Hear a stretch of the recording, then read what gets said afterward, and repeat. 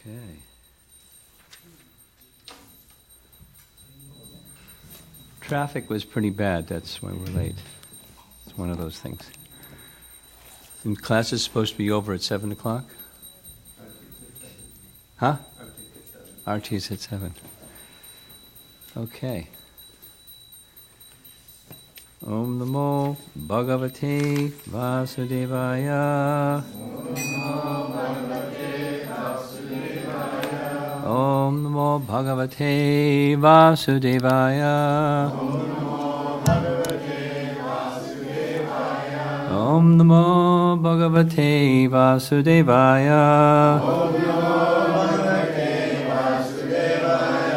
And if I say the verse, you can say back the verse even if you don't have a book? Yes. Yes, let's try. Ye chaiva sattvika bhava Rajasas tamasas chaye Mata eveti tan vidhi Natvaham teshu te mai. You guys are really good. Oh, okay. I take it back. You can read. Okay. Translation. Know that all states of being, be they of goodness, passion, or ignorance, are manifested by my energy. I am, in one sense, everything, but I am independent. I am not under the modes of material nature, for they, on the contrary, are within me. Purport by Srila Prabhupada. All material activities in the world are being conducted under the three modes of material nature. All these material modes of nature are emanations from the Supreme Lord, Krishna. He is not subject to them. For instance, under the state laws, one may be punished, but the king, the lawmaker, is not subject to that law.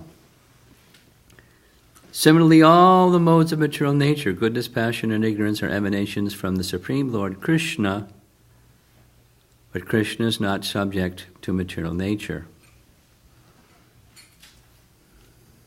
Therefore, he is nirguna, which means that these gunas or modes, although issuing from him, do not affect him.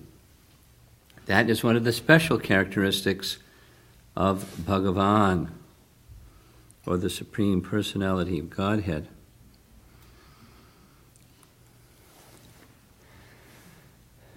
This verse,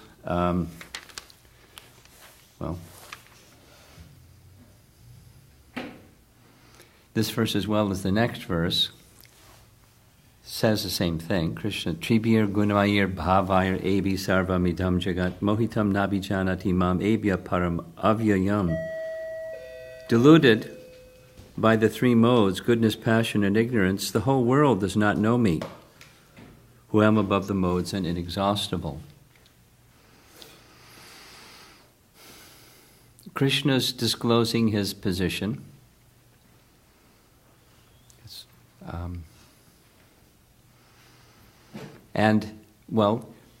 At the beginning of the chapter, Krishna made a promise, and he keeps his promises. His promise was that he was going to explain to Arjuna how to practice the topmost form of yoga. The topmost form of yoga is the yoga where one engages in his devotional service. Out of all the other systems of yoga, it's the topmost system. Bhajate yomam. Shraddhavan. Shraddhavan. With faith, having faith. Bhajate yomam. So, a very nice reason, an impetus for serving Krishna, is because he's beyond the purview of material existence. Although we cannot see him with our eyes, and therefore we can't know him that way, we can know him through the medium of devotion, and the beginning part of devotion is hearing. So what better way to hear about Krishna than hearing from Krishna about himself? Because our material condition is, as the next verse explains, this one, text 13, the living entities, us, were deluded by the three modes of material nature. The three modes of material nature are propelling us, pushing us, compelling us into the whole range of material activity. And how do you get out? That's the discussion back in the 3rd chapter of Bhagavad Gita. Once implicated in material existence, it's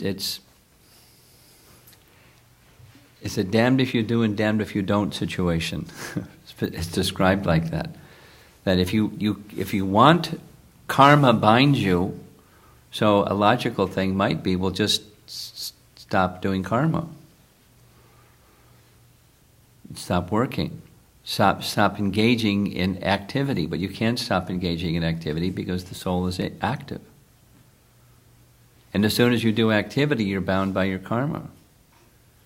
So what are you to do? You can't stop doing things, and as soon as you do things, you're bound by material nature. So the answer is then by the process of sacrifice, by rendering sacred those things that are of this world, elevating to the transcendental position. So now Krishna is disclosing another feature, aside from the bondage of karma, described in chapter 3 and chapter 5. Here is the modes of nature. Krishna's position is he's beyond the modes of nature.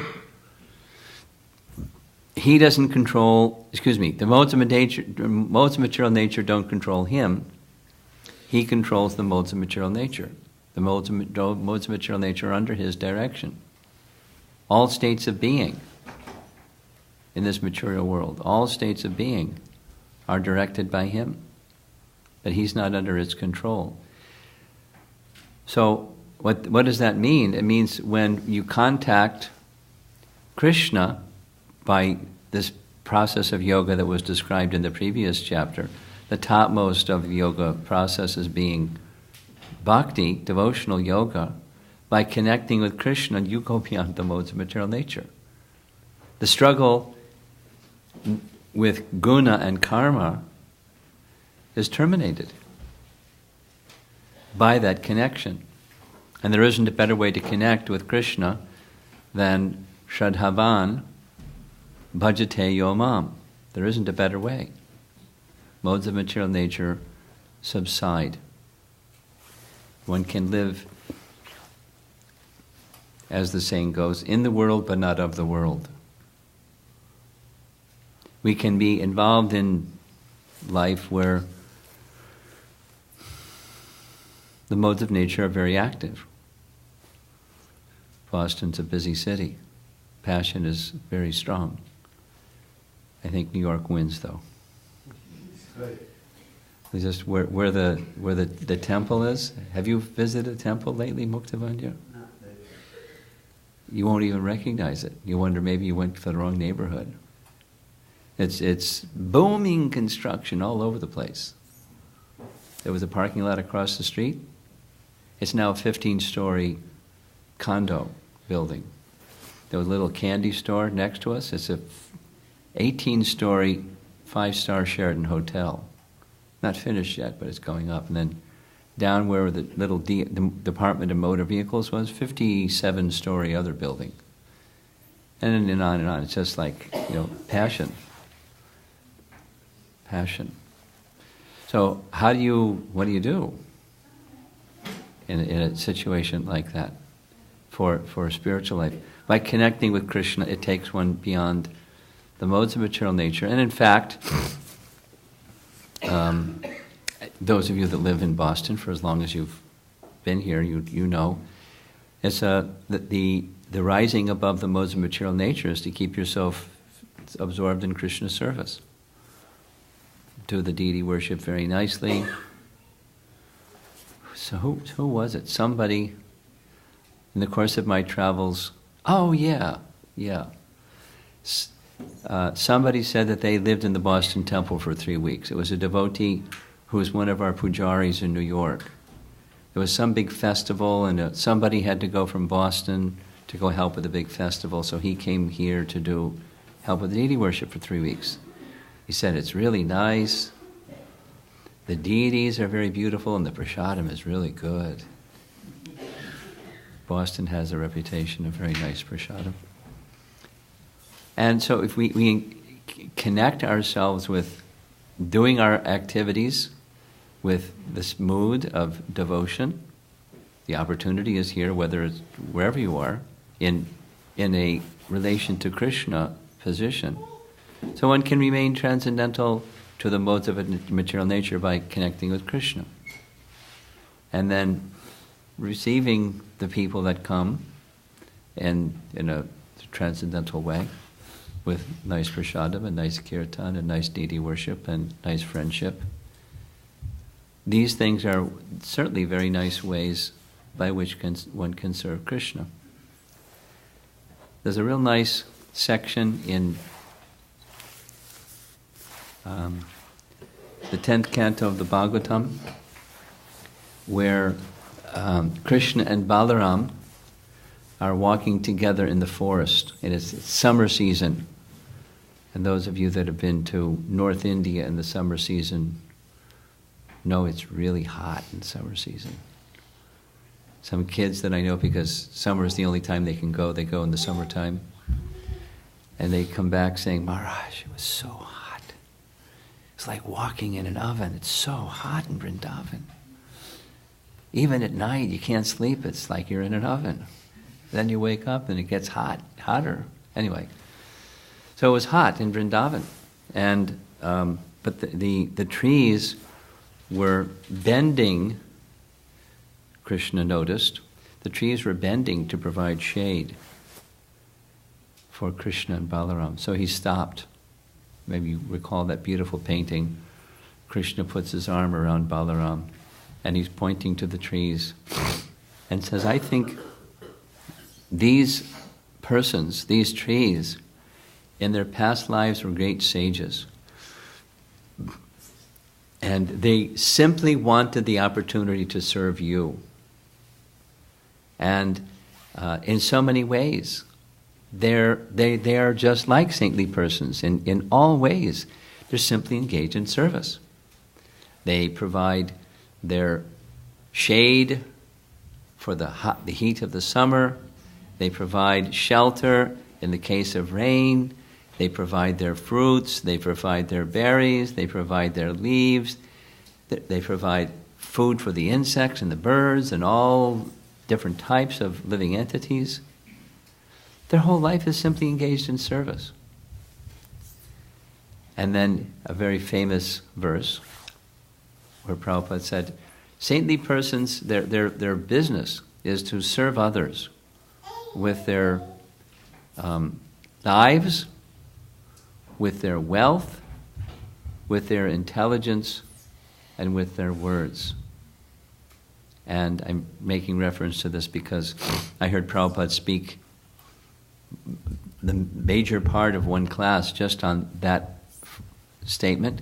He was instructing us, this is how he would like his followers to serve. And we can gauge the fruit of our service unto others in this way. If we are very fortunate, then some persons may come forward and dedicate their lives to Krishna's service. If they don't come forward and dedicate their lives, they can engage their intelligence in Krishna's service. They can use some God-given gift of their intelligence to serve Krishna, and he was giving some examples. And in addition, or alternatively, they can engage their wealth in Krishna's service to carry forward so much service to Krishna that's very much required. And with amounts of wealth, we can do more and do more and do more. But at least, this is the punchline at the end, Prabhupada said, at least they should give their words of appreciation.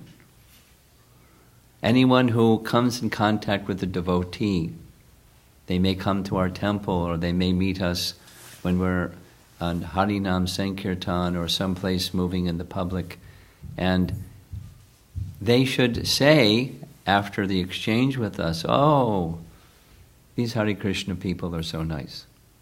And by that appreciation of their words, they'll make spiritual progress, further spiritual progress. They will say to others, and others will say, "Oh, the Hare Krishna people are nice. Let me go to that place." So that's, some of you are simply visitors, but some of you are our regular members and receiving our visitors. And if we engage ourselves in any of those ways or combination, then that's very nice. And because by that medium of engaging in Krishna's service, we're directly contacting Krishna, and by directly contacting Krishna, it carries us beyond the modes of material nature. Although, once again, the modes of material nature are under Krishna's direction. If Krishna so desires, Krishna can withdraw the influence of those modes of nature, acting upon us. Krishna has that power. There's a very nice description in Srimad Bhagavatam. I'm going to give 2 more examples, where Devahuti says like that to her son, Lord Kapila Dev. Devahuti, anyone not know who is Devahuti? Devahuti? Don't know? Devahuti. You know who is Krishna? Yes. And one of Krishna's the firstborn living entity is Lord Brahma. And Lord Brahma, his function is he builds the universe. He's not exactly the creator, he's the chief engineer. Puts it all together. And then once he puts it all together, he has to fill it up with living entities in the different residential quarters. So he makes arrangements for that by expanding directly from himself others that assist him in that capacity. So very early, first the 4 Kumaras, then Lord Shiva, then Swayambhuva Manu. Manus? Yep. So the first of the Manus is Swayambhuva Manu, and his wife Shatarupa, and they both appeared directly from his body in fully adult form, and he gave them their service, help populate the universe. So Shatarupa and Swayambhuva Manu had 3 daughters and 2 sons. One of the daughters was Devahuti. So like just right, 1, 2, 3, 3rd generation after Lord Brahma.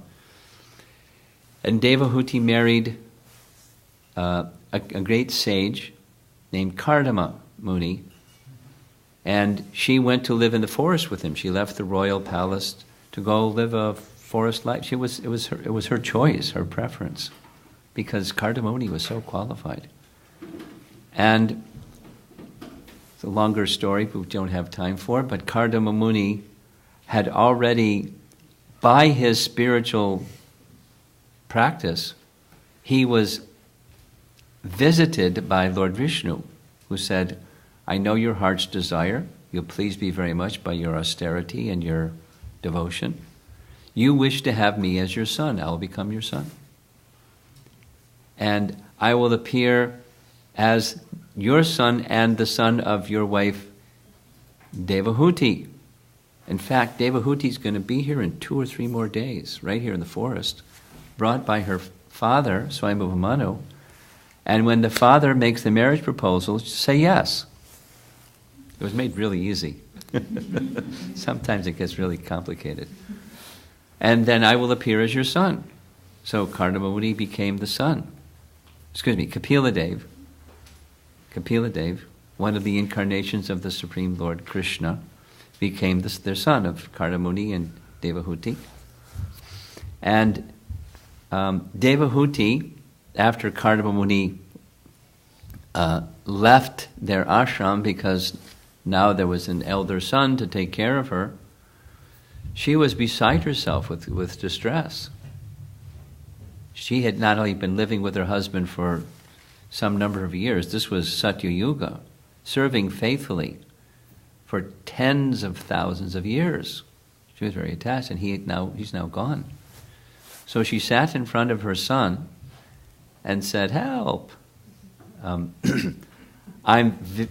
so attached to the modes of nature and the products of the modes of nature, like family. I'm so attached.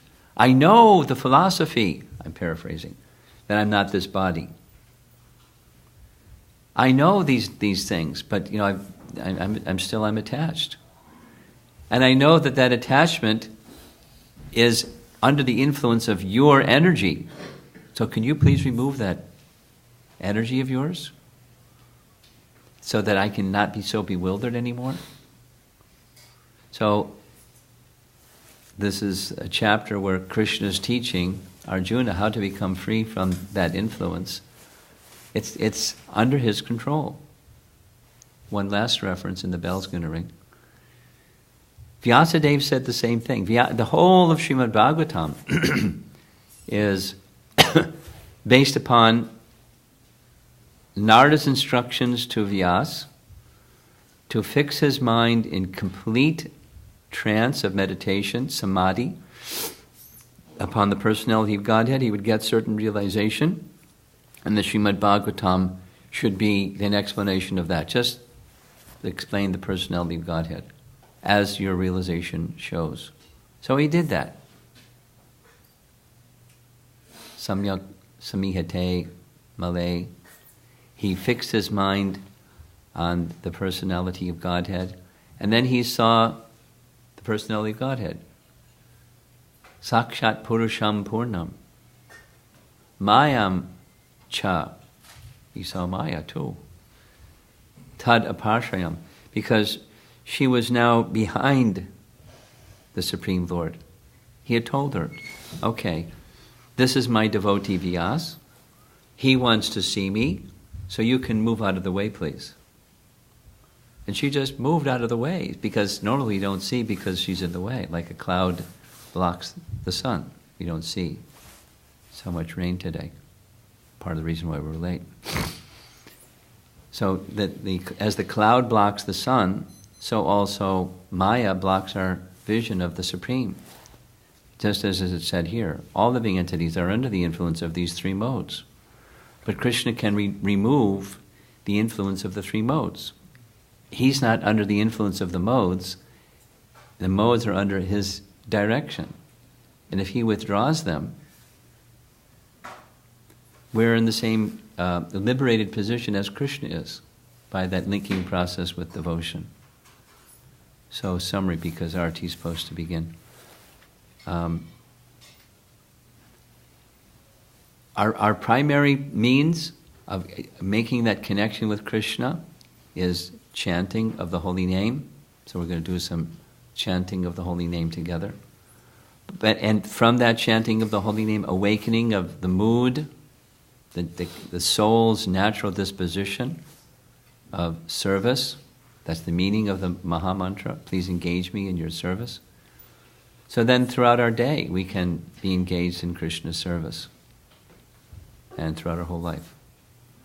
Hare Krishna.